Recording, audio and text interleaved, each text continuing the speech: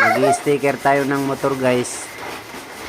Bago natin i-stickeran, kailangan makiskisan muna para malinis at mapilit yung sticker natin guys. Kaya sila yung nakuha kong mga labor guys.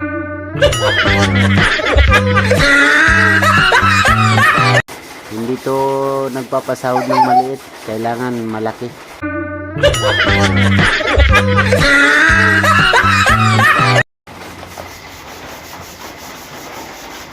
Sige, kiss. So, ito nga pala guys yung mga sticker natin. Original ito guys. Black Beanie. Carbon type guys. Pag naidikit yan sa motor guys, siguradong pupugi yung motor nyo. Katulad nito guys. So, ayan guys. Natapos na yung isa. Pero ibang kulay lang yan guys. Yan yung black silver guys na reflector ng rainbow. Hindi ka, wala ka. Yan guys.